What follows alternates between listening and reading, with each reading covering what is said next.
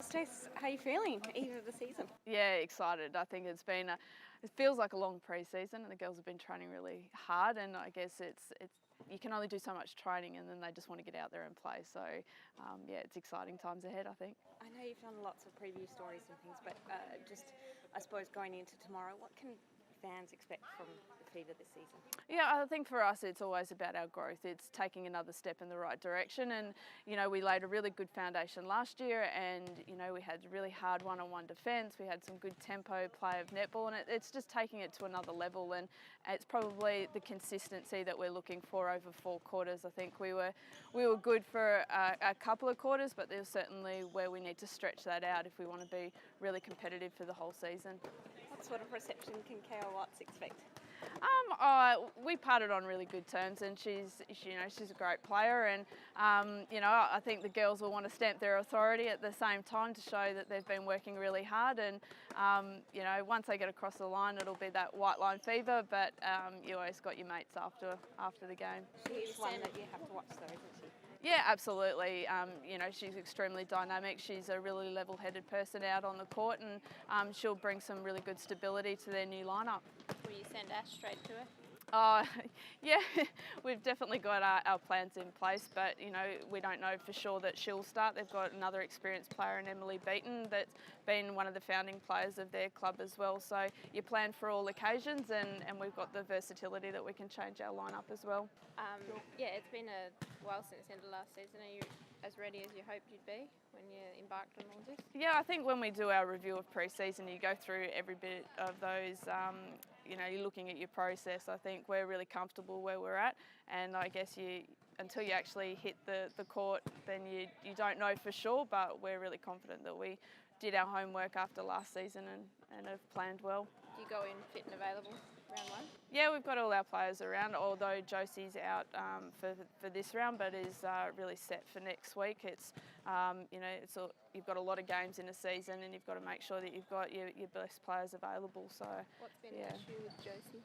She's just got a slight knee irritation that we just want to settle a little bit more to make sure that we've got her for the full season rather than just push it 1 week too early.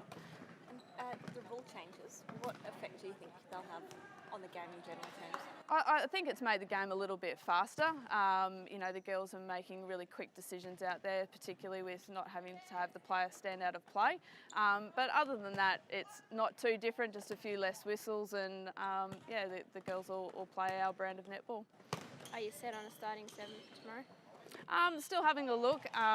We've just got a lot of versatility, so we just want to have another look of what lineups Thunderbirds have got, and then we'll make our final decision this afternoon. And that goalkeeper position, obviously Josie not available this week. Courtney's had a fantastic pre-season. Is there some chance that she could start there tomorrow? Yeah, Courtney's definitely put her hand up for a starting position, and we've got Erin along there, and April can also slide back. So our defenders cover all 3 positions, which is, it's fortunate for us, and also makes it harder for me to make that decision for the lineup. Courtney's obviously been a talent for a while, but she's had some problems with her body. Do you think this is the year she can really stand up for the team? Yeah, I think what Courtney's done is she's really progressed in her off-season. She knew that she needed to really build up step by step, and at the end of the day, what she's been able to do is keep that consistency for a pre-season. So it's certainly the best one that she's had. Now it's actually challenging herself under that pressure. And Adelaide Thunderbirds, a bit of unknown there. Obviously, Amy Steele's not coming across, I think, but Carla's going to play. So what are you expecting from them? Well, we've seen they've got a lot of young juniors, and they'll come out firing. Generally, the young players that come in for their first season are unknown, so they tend to get away with a little bit as the players start to adapt and work out how they play. So, they've got some juniors that will come out into their lineup, but they've also got experience with Shimon, and we'll make sure that we've planned for that as well. Do you, obviously the draw, as we mentioned before, is really tough in the back end. Do you really need to get a good start? I think there's no game that you can relax on in the ANZ. It is pretty cutthroat, and when you've got the 2 competitions in the one, with having to be in the top 3 for the Australian side, it's making sure that you are ready for round 1 and that you keep building, and that's the part that we hopefully have prepared for tomorrow. On that note, Yep. the speculation going around about longer term, the Australian conference, I suppose, going to a single. Yep. How do you word it? You know what I mean? Yeah, new competition. Yeah. Yep. What do you make of that?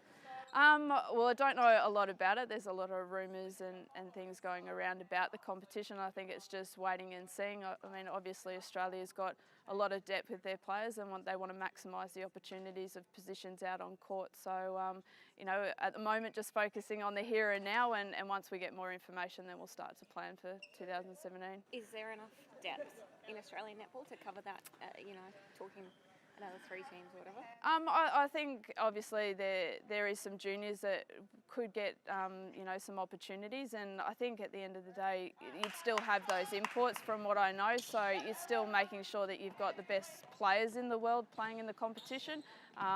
So yeah, I think there's more players that could get some opportunity from the Australian perspective, but it's also balancing that and making it the best competition in the world.